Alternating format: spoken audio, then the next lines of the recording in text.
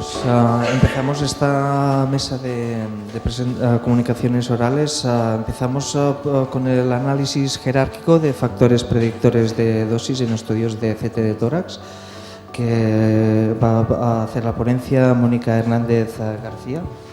Cuando quieras. Hola, muy buenos días a todos. Mi nombre es Mónica Hernández, vengo de OSI Araba, de Vitoria-Gasteiz, y trabajo como técnico de radiología en el Servicio de Física Médica y Protección Radiológica. Bien, hoy os vengo a presentar...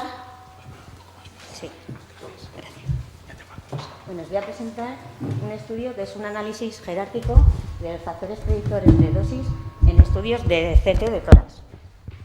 Bueno, en primer lugar voy a hacer una pequeña introducción sobre el tema, explicaré cómo hemos analizado esos datos recogidos, seguidamente qué resultados hemos obtenido y finalmente a la conclusión a la cual hemos llegado. Bien, como estamos oyendo continuamente en este congreso, la tomografía computerizada actualmente ha aumentado su uso dado su avance tecnológico en estos últimos años.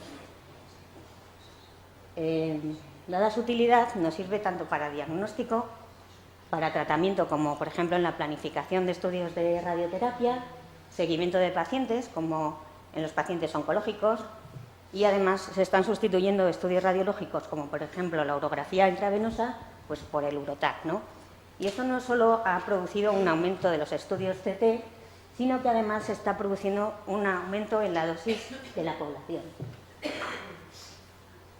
Claro, esto fue una de las preguntas que nos hicimos nosotros en nuestro servicio y, evidentemente, muchas veces no podemos evitar radiar a los pacientes, pero sí podemos conocer igual qué factores son los que tienen influencia en la dosis y podemos minimizarla. Queremos saber cuáles son esos factores predictivos en la dosis recibida. Para ello realizamos una base de datos en la cual se incluyeron 431 pacientes provenientes de estudios realizados en dos equipos gemelos de la OSI Araba, dos escáneres iguales, y comenzamos a recoger pues, datos básicos como son la edad y el sexo del paciente, datos dosimétricos como el PDL, el producto dosis-longitud, y además, como elegimos el CT de tórax, incluimos también pues, qué estudios se usaba el protector de bismuto, cuáles llevaban contraste intravenoso y cuáles no, si el paciente tenía prótesis mamarias o bien tenían implantado un marcapasos. Además de características técnicas como el kilovoltaje, el protocolo utilizado de tórax y la estación CT, el equipo utilizado. Todos esos datos fueron analizados con test estadísticos ANOVA y Mann-Whitney y el resultado obtenido fueron que los factores estadísticamente más significativos fueron el contraste intravenoso, la estación CT, el equipo utilizado y el kilovoltaje. Bien, ya conocemos esos tres factores. Sabemos cuáles podemos predecir, que aumentan la dosis. Pero de estos tres, ¿cuál es el que más implica el aumento de la dosis? ¿Qué rango ocupan en una jerarquía? Pues decidimos hacer un análisis jerárquico de influencia de estos factores sobre el PDL. La media de los estudios eran de 729 miligramas por centímetro. Hicimos una clasificación mediante un árbol de decisiones y el resultado que nos dio fue que para el PDL, el primer factor que tiene más influencia en la dosis es el contraste intravenoso. Pero ¿en estudios con contraste o en estudios sin contraste? Bien, pues nos dice que los estudios con contraste intravenoso son los que tienen un mayor PDL, porque la media son de 803 frente a los estudios que no tienen, que son de 335 miligramas por centímetro. Y el segundo factor más influyente era la estación CT, el equipo utilizado. Miramos el CT1 y comprobamos el CT2. Y nos dice que el más influyente en la dosis... Ay, perdón.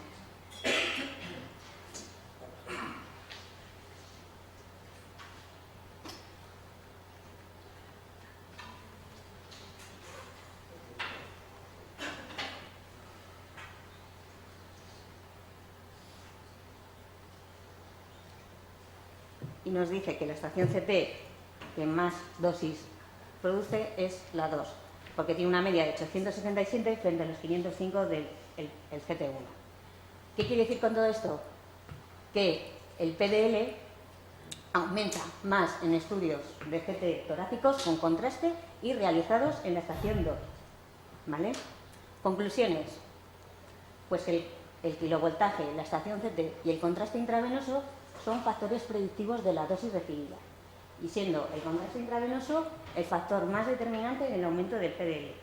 Por tanto, en muchos estudios, conociendo estos factores, podemos minimizar la dosis, que es nuestro objetivo, porque conocer algo de antemano garantiza el éxito. Gracias por vuestra atención.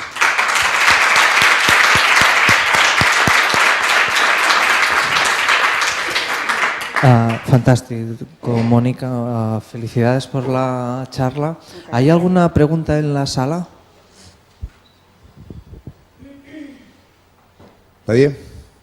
Hola, Mónica, ¿qué tal? Bueno. Pues me parece bien pensado el ir a coger o recoger los puntos para intentar prever por dónde podemos optimizar. Me parece correcto. Quería hacerte una pregunta, un poco porque yo en esto ni idea. Explícanos un poquitín qué cálculo o cómo afectan los distintos modelos de cálculo que habéis obtenido o que habéis utilizado para poderlo aplicar en vuestro estudio. Vale, pues lo que se utilizaron fueron estos dos test estadísticos. Ajá. Simplemente con todos nuestros datos, pues los resultados, como podemos ver aquí, estos son, nos dice claramente que los estadísticamente significativos eran el contraste, el kilovoltaje y la estación. Evidentemente, en el árbol de decisiones que mostramos, sí, no se habla del kilovoltaje porque está camuflado por la estación CT. Son dos escáneres diferentes en los cuales se utilizan protocolos de tórax, pero evidentemente cada uno tiene sus kilovoltajes y tal, están programados de forma diferente. Vale. ¿Y os planteasteis el incluir el efecto paciente, que es inherente, en el estudio? Entiendo que sí, distintos tamaños. Sí, no, que habéis... no. Vale. Aquí lo que vimos fue se intentó ver un poquito ciertos factores, no todos. Evidentemente luego las dosis de los pacientes hay otras maneras de calcularlo, ¿no? Aquí simplemente vimos pues, a ver qué factores podíamos conocer. Pues, por ejemplo, ahora sabemos que el CT1 da menos dosis que el CT2, pues quizás un paciente oncológico que se tenga que tratar continuamente, pues les podemos mandar a hacer las revisiones allí. O igual podemos evitar poner un contraste intravenoso sabiendo que su PDL va a ser mayor. No es una manera de conocer y evitar, si en lo posible, pues aumentar la dosis. Muchas gracias. Pues a continuación...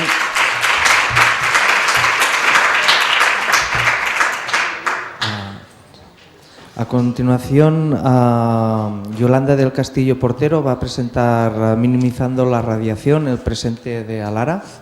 Cuando quieras, Yolanda. Buenos días, no sé si se me escucha. Buenos días. Bueno, como ya sabrán todos, a finales de 2013 la normativa europea Euratom puso las nuevas normas de seguridad básicas para la protección ante los peligros derivados de la exposición a radiaciones ionizantes.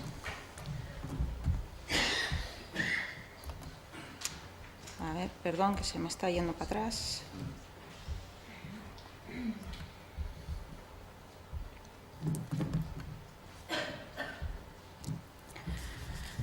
Partiendo de la base de esta normativa, en nuestro centro vimos la necesidad de intentar ajustarnos a ella.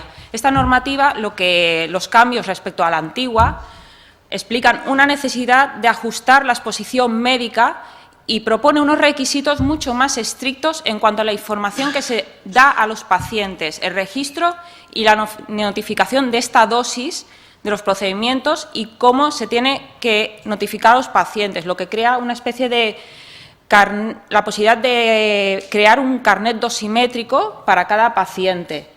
Esta normativa tiene una fecha de aplicación da una fecha de aplicación a nivel europeo para febrero de 2018, o sea que la tenemos ya. Y esto también nos plantea el hecho del principio ALARA, ¿no? Que siempre nosotros como técnicos lo tenemos presente en mente, pero parece que últimamente, con los avances médicos que ha habido, cada vez se piden más pruebas médicas a los pacientes. Hay pacientes que reciben radioterapia, reciben dosis por medicina nuclear, reciben dosis por pruebas diagnósticas y aparte se hacen controles muy habituales. Entonces, vamos añadiendo y nosotros como técnicos en máquina llega un punto que vamos haciendo exploraciones y no nos damos cuenta de que delante tenemos un paciente y que cada paciente tiene unas características diferentes y que es necesario adaptar esa dosis a cada paciente. Entonces,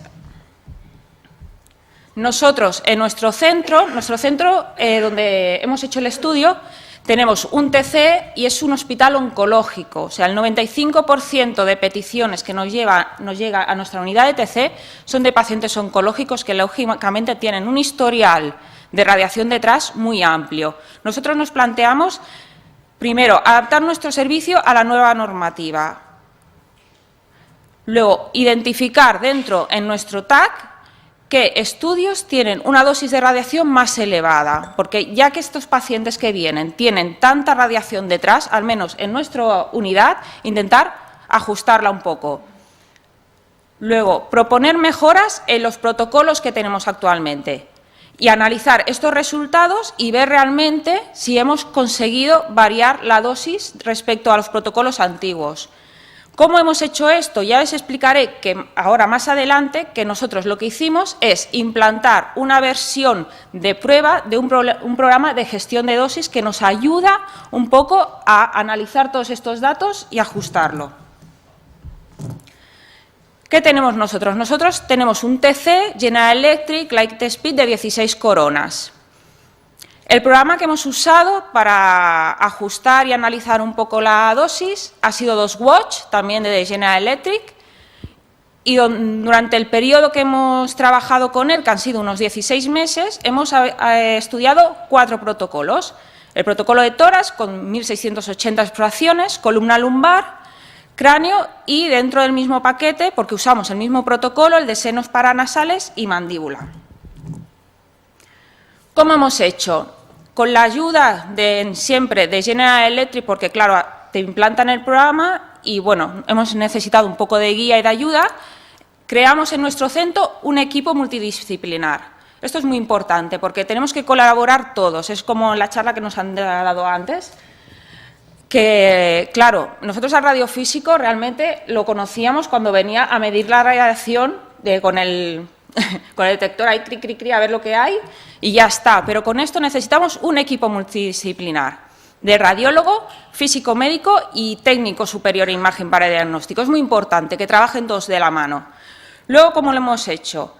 Implantamos el programa sin tocar ningún protocolo. Estudiamos durante mayo hasta septiembre de 2015 la dosis que daban todos nuestros protocolos en máquina. Esto se evaluó con el programa de gestión de dosis y a partir de ahí el equipo, nos reunimos todos juntos, miramos los resultados y decidimos qué protocolos teníamos que mejorar o revisar. Entonces, una vez se escogían los protocolos que más radiación o más habituales se usaban y más radiación emitían, con ayuda del técnico de aplicaciones de General Electric nos revisó los protocolos en máquina y nos propuso qué mejoras teníamos que hacer a nivel de tiempos de rotación, pitch, kilovoltaje. Entonces nos ajustó un poco. Esto lo hace el técnico de aplicaciones y luego el técnico especialista, el técnico en radiodiagnóstico, hace esos cambios, los aplica en el protocolo y trabaja con el día a día con el nuevo protocolo. Entonces, ¿qué hace? El radiólogo revisa las imágenes. Realmente, una disminución de dosis no tiene que afectarnos en la calidad de la imagen, lógicamente. El radiólogo da su visto bueno. Vale, hemos bajado la dosis, igual ha aumentado un poco el ruido, pero esta imagen es diagnóstica, la puedo usar. Ok, el radiólogo da su ok. Entonces, estos datos van también con 2Watch, en el programa de 2Watch, y los recuperamos y el radiofísico analiza la dosis de radiación de los nuevos protocolos. Él hace un estudio y nos dice, oye, sí, hemos reducido la dosis, muy bien, o no, no la hemos reducido. Entonces, dependiendo de los datos, ese protocolo se implanta definitivamente ya en la máquina y ya lo empezamos a usar habitualmente. Como he dicho, nosotros evaluamos nuestros resultados, modificamos 4 protocolos en esos 16 meses que tuvimos el programa 2Watch y aquí les presento los resultados. Vimos que nuestro protocolo de tórax realmente tenía una dosis de radiación muy, muy elevada. Aquí les presento la dosis en función del DLP, del producto dosis-longitud. Como ven, la zona azul es el protocolo que nosotros usábamos habitualmente y que estuvimos analizando desde mayo hasta septiembre aproximadamente.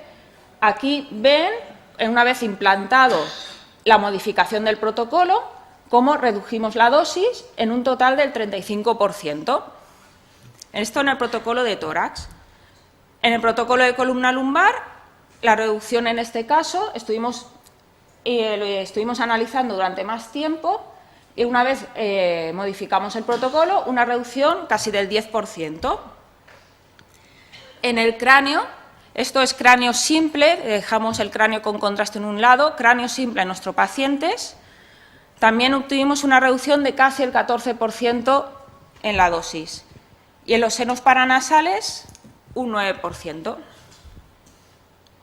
A ver, en nuestro centro, como conclusiones y ya para acabar, nuestros centros ya registramos la dosis, la DLP, la teníamos registrada desde el año 2011, pero seguramente era un registro, o sea, poníamos cada paciente qué dosis habíamos tenido. Pero a partir de 2015, con la ayuda del programa 2Watch, hemos podido hacer ya un análisis más intensivo de esta dosis que estamos dando. Es un programa que realmente permite priorizar, analizar y proponer actuaciones, no solamente en el centro a nivel nuestro, es un instrumento que ha servido tanto a radiofísica como a los radiólogos como a los técnicos. Nos ha ayudado a crear un equipo multidisciplinar, a trabajar todos juntos, pero es un instrumento que tiene un elevado coste. Entonces, cada centro debe realizar un análisis costo-efectivo, es decir, a ver, yo esta herramienta la voy a usar, no solo la voy a usar yo, le va a servir al Servicio de Protección Radiológica, le va a servir a nuestros radiólogos y nos va a servir para un poco ajustar ahí la dosis del paciente. En un futuro nos servirá también para poder crear ese carnet dosimétrico que nos pide la nueva normativa que tenemos que dar a cada paciente como información. Aquí yo les planteo nuestra experiencia. Nuestra experiencia ha sido que gracias a estos programas de gestión de dosis a que hemos usado, nos ha permitido hacer una reducción de dosis entre un 9 y un 35%. Y solo hemos evaluado 4 protocolos. Nos quedan muchos protocolos, o sea que yo creo que es un instrumento que puede servir para realmente reducir bastante la dosis que se da a los pacientes. Y esto es todo. Muchas gracias. Muchas gracias, Yolanda. Vamos a pasar a continuación a ver el seguimiento mediante resonancia magnética tras la embolización de arterias prostáticas. La presenta Maide Esparza. Cuando quieras, Maide. Bueno, buenos días. Soy Maide Esparza, vengo del Complejo Hospitalario de Navarra y os vengo a hablar del seguimiento mediante resonancia magnética tras la embolización de las arterias prostáticas. Bueno, en nuestro hospital se comenzó a realizar un ensayo clínico aleatorio para comparar la eficacia y seguridad de la embolización de las arterias prostáticas frente a la resección transuretral en la hipertrofia benigna de próstata. La hipertrofia benigna de próstata es una enfermedad muy frecuente en hombres. A partir de 60 años el 50% la padece y a partir de 70 el 75% la padecerá. Tienen síntomas del tracto urinario inferior, como puede ser micturia, frecuencia y urgencia micional, incontinencia urinaria, dificultad para orinar, reducción del flujo micional o sensación de vaciamiento incompleto. Entonces, cuando el tratamiento médico con diferentes fármacos ha sido ineficaz, se plantea realizar una resección transuretral o una embolización de las arterias prostáticas. Los criterios de inclusión para este ensayo clínico: el paciente tenía que tener más de 60 años, estar diagnosticado una hipertrofia benigna de próstata con síntomas del tracto urinario inferior obstructivos, moderados o severos, refractarios al tratamiento de al menos 6 meses de duración. Han tenido que llevar un tratamiento de 6 meses que no les haya sido ineficaz y entonces pueden pasar al siguiente paso, como digamos, y darnos el consentimiento para entrar tanto en el ensayo clínico como para realizarse las pruebas necesarias. Los criterios de exclusión: que haya una aterosclerosis avanzada y tortuosidad de la arteria ilíaca, la no visualización de las arterias prostáticas en el angio-TC, una alergia al contraste iodado, una estenosis uretral, un filtrado glomerular menor de 30 o tumor maligno. ¿Sí? El tumor maligno es excluyente de este ensayo clínico. Por eso, con un PSA superior a 4 hay que hacerles una biopsia. Bueno, de todos los pacientes susceptibles a entrar en el estudio, 30 pasaron los criterios de inclusión, es decir, 30 se les realizó una RTU y 30 una embolización. ¿Vale? Una vez seleccionados esos pacientes, se les hace una ecografía, un angio-TC y una resonancia. Después se realiza el procedimiento, en este caso la embolización, y los controles posteriores, al mes, a los 3, a los 6 y a los 12 meses. La situación actual es esa, ya que ahora mismo el ensayo sigue abierto, ¿no? El último paciente se embolizó en abril de este año y entonces hasta abril del año que viene no se obtendrán todos los datos. Bueno, como os decía, el paciente llega al servicio de rayos y se le hace una ecografía para medir el volumen prostático, un angio-TC para visualizar las arterias ilíacas y sus variantes y las arterias prostáticas, y una resonancia magnética, ¿vale? Para comparar el volumen prostático con los posteriores controles tras la embolización y ver también la zona infartada. Nosotros disponemos de un equipo de resonancia magnética de 1,5 teslas, Siemens, magneto-navanto, y realizamos 3 secuencias: un T2 3D, una difusión y un T1 FASAT dinámico con gadolinio. Colocación del paciente: el paciente en decúbito supino con una antena de superficie colocada sobre la zona a estudiar. Esta es nuestra sala. Y empezamos con ese T2 3D, ¿vale? Con esta secuencia mediremos luego el volumen prostático, ¿sí? Tiene diferentes características, bueno, se adquiere en coronal, con un grosor de corte de 1, ¿vale? Y esta es imagen de nuestra resonancia, de cómo centramos nosotros esa secuencia. Aquí podemos ver en sagital, coronal y axial de dónde a dónde adquirimos, desde sínfisis hasta crestas. Y imágenes de ese T2 3D,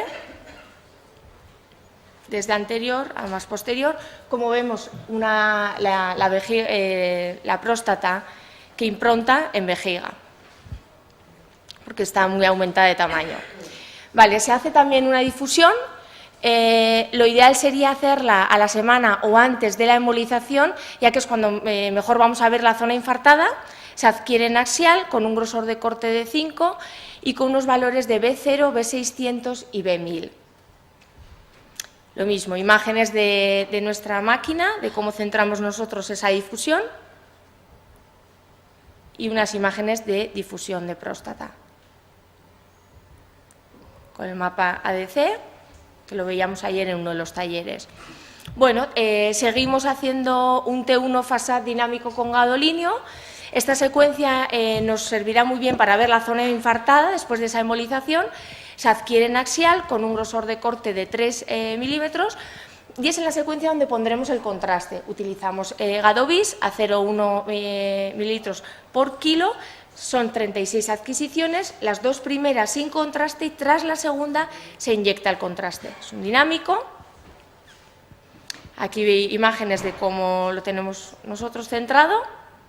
Y esas imágenes de T1 FASAT dinámico con gadolinio, este es un paciente del control de al mes de la embolización, que se puede ver la próstata y la zona más negra dentro de la próstata, que es la zona infartada.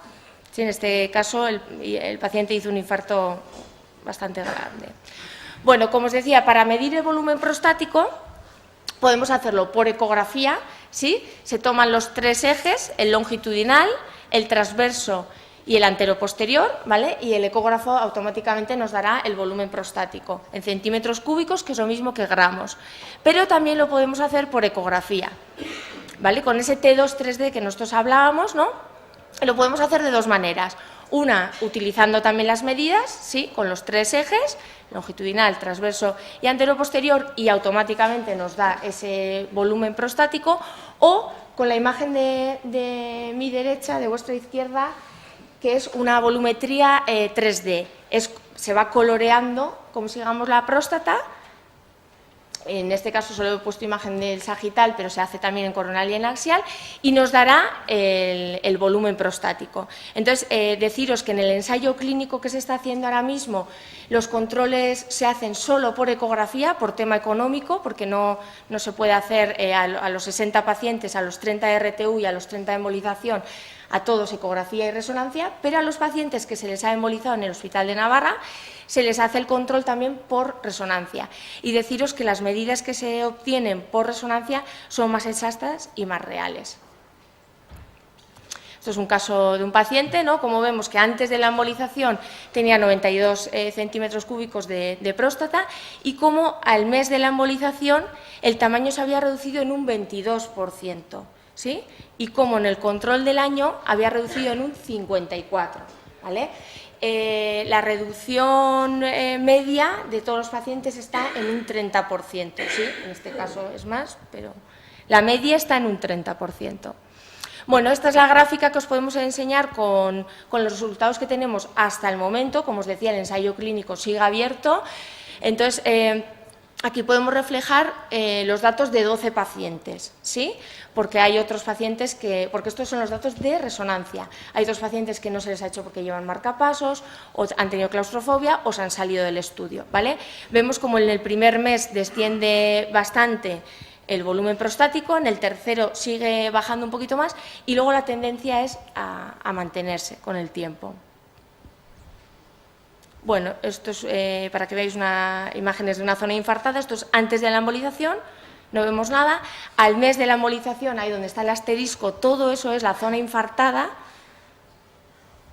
Y luego, como con el tiempo se va reabsorbiendo y termina por desaparecer. No se ve, ¿eh?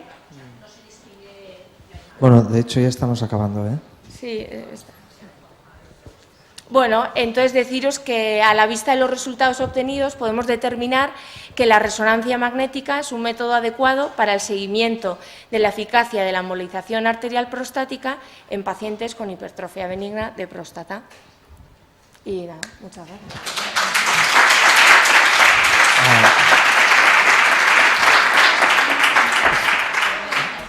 Fantástico trabajo y enhorabuena por el estudio. En caso por el tiempo, nos vamos a la siguiente charla, que va a ser espectroscopía vertebral de la médula ósea con resonancia 3 teslas en pacientes con leucemia linfática crónica. La va a presentar Juan Bachiller. Cuando quieras, Juan.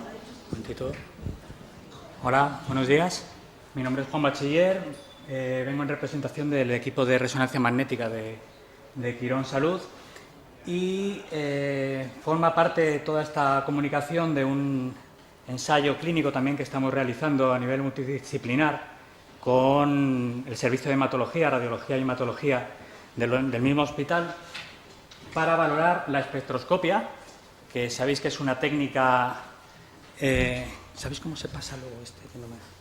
Con este, ¿no? No se pasa de aquí, creo. No sé si funciona, ¿no? Pero... Vale. Sí, funciona. Tú mismo. Puedes situarte un poco más para allá si quieres. Vale.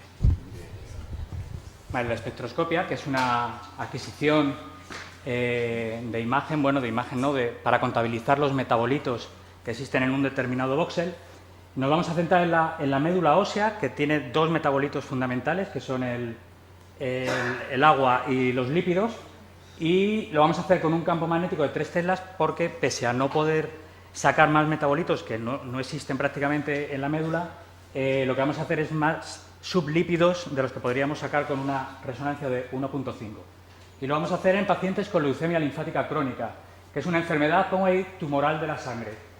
La médula ósea, en condiciones normales, lo que hace es generar glóbulos blancos, que son los linfocitos, que son los que combaten las infecciones. Bueno, pues con la leucemia, cuando esa enfermedad tumoral entra en el paciente, lo que se hace es producir demasiados linfocitos, concretamente los linfocitos tipo B, que interrumpen la producción normal del resto de elementos. Es decir, que lo que va a pasar es que va a sustituir zonas que tendrían que ser grasas por zonas nuevas, de células nuevas que tienen mucho componente acuoso. Sobre esa base, sobre la que hemos empezado a estudiar o pensamos en utilizar la espectroscopía, poder mirar el ratio que hay entre los lípidos y el agua. Decir que la leucemia es muy frecuente en los países occidentales y que afecta fundamentalmente a individuos mayores de 60 años. Por eso, iniciamos todo el proceso haciendo pruebas con pacientes sanos que ya los cogemos en una edad, en una franja de edad entre 60 y 75 años, que van a ser los que luego van a ser nuestros pacientes diana, realmente los que vamos a encontrar desde el servicio de hematología, y después de hacer una serie de pruebas recuperamos o recolectamos un grupo de 30 pacientes. No pueden ser a la vez porque van viniendo desde hematología según son diagnosticados de leucemia. Y diagnosticados quiere decir que les han hecho una analítica y les han hecho una biopsia, es decir, se sabe que tienen leucemia y se sabe que van a tener un tratamiento de una quimioterapia FCR, que bueno, son unos nombrajos, que es la quimio más habitual en la leucemia. A ese grupo de pacientes les vamos a hacer 2 resonancias, una al inicio del tratamiento y otra entre los 6 y 9 meses, porque depende de la respuesta al tratamiento, hay veces que vuelven a dar otro ciclo, ¿vale?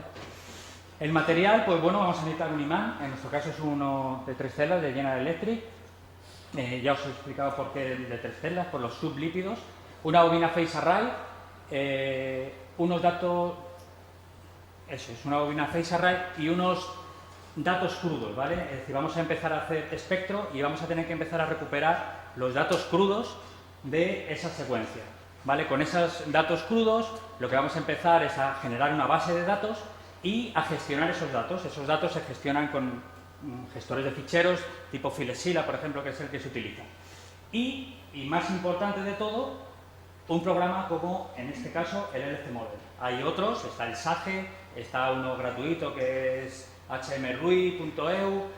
Bueno, lo que consiste realmente es un procesador de datos crudos de espectroscopia que te permite primero abrir el rango de lectura de ese espectro y luego que además es un programa específico, porque nos da curvas, es decir, algo cualitativo y sobre todo algo cuantitativo. Es decir, podemos poner ya número a determinadas lesiones.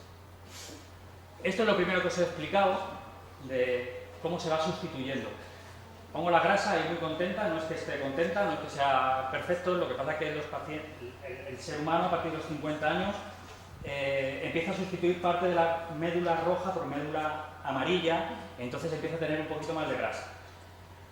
Fijaros en el paciente sano y fijaros en un paciente de leucemia linfática crónica. No es igual, es mucho más hipointenso. Se está sustituyendo la grasa por tejido acuoso.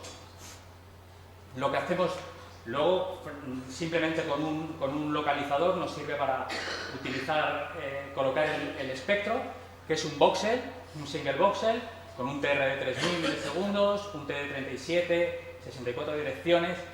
Un TD 37 por un artículo que creo que es que he cogido otra de las 2 charlas que tenía. Aparecía un artículo del año 2012, me parece que era, que se hizo un estudio en Alemania acerca de los espectros en esqueleto y en médula ósea, ¿vale? Entonces empezaban a probar con 37 de TE y es por lo que lo hemos utilizado nosotros también. Fijaos un paciente de los sanos, de los que cogimos al principio, con los que probamos los espectros, el ratio entre el agua y los lípidos, muy elevados los lípidos, y sin embargo un paciente con leucemia linfática crónica, ahí nos demostraba que efectivamente teníamos razón, que se iba a poder comprobar que los pacientes con leucemia tenían muchísima más agua y muy poquita grasa, se estaba comiendo la grasa, como si dijésemos, y después de esto lo que nos interesaba era ver qué pasa con el tratamiento. Y el tratamiento, fijaos, mismo paciente, a los 9 meses del tratamiento, cómo cambia la curva entre el agua y la grasa, ¿vale? Allí es agua totalmente y muy poquita grasa, y tras el tratamiento, tras la quimio, vuelve a sus niveles normales de agua, es decir, bajan esas células, esos linfocitos dejan de producirse en exceso y vuelve a subir el pico de la grasa. Para llegar a este paso, desde los 10 primeros pacientes hemos tenido muchos problemas. Hemos tenido, sobre todo en la primera fase, elecciones de la elección correcta de la antena. Directamente empezamos con esta nuestra antena, una HNS CTL 16 canales de General. Empezamos con la BOT, no éramos capaces de conseguir una homogenización completa del campo, ni siquiera nos disparaba el espectro. Entramos con las 3 últimas partes de la antena, que en algunas ocasiones nos daba homogenización, pero en la gran mayoría no. Y sin embargo, con las 5 o 6, siempre y cuando coloquemos la vértebra número 3 en esa zona, ¿vale? Antes no os he comentado, ahora que digo vértebra 3, en ocasiones hemos pasado a la vértebra 4 dentro del propio estudio, pues porque a lo mejor por el boxer que tenía que ser de 3, cogíamos demasiado disco y nos metía un poquito de información errónea o contaminada, ¿no? Lo único que hemos tenido en cuenta es luego a la hora de volver a hacer el post-tratamiento volver a colocarlo en la misma vértebra. Actualmente con las 2 últimas antenas nos salen siempre, ¿vale? Este es otro problema que hemos sufrido. A la izquierda vuestra está el espectro según sale en el monitor de vuestra pantalla. Esto es tras el LC Model y en ocasiones nos han salido así. Es un proceso invertido matemático, tiene que ver con la supresión del agua. No es que se equivoque, pero hace fallos entre el pico y el valle del agua. Esto que ahora yo al hacer la diapositiva me pareció clarísimo, que es simplemente que está invertido y cambiado. Bueno, en este paciente le tuve que hacer unos 4 espectros hasta que entre el segundo y el cuarto lo procesé 2 veces, porque no me creía que esto diese esto, ¿vale? Esta imagen, pero sí efectivamente es eso, un proceso matemático simplemente que una de las ventajas de tener el LC Model fundamental es que nos permite procesar esto. Y luego, en 5 pacientes fuimos incapaces de lanzar un espectro. Luego voy a decir lo que hicimos con las antenas. Son pacientes que sufren una enfermedad, un patrón diferente de leucemia linfática crónica, que es lo que llaman el empaquetado intersticial. Es decir, que entre las propias células se crean más células, es un entramado tan denso que parece colágeno. Y la 3 Teslas, es muy sensible, pero también es muy susceptible a mucha información. Es decir, y entonces la 3 Teslas no éramos capaces de leerlo.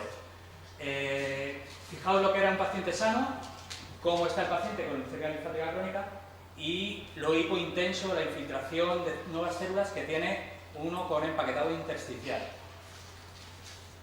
Volvimos a hacer 1000 pruebas con las antenas porque no sabíamos por qué, si de algo que ya nos salía con la 5-6 no podíamos, volvimos a la 5-6, 4-5-6, bot, le poníamos crono, supino, cambiábamos a antenas de cardiac de 8 canales para que fuesen envolventes, tener más señal, y ya preguntamos a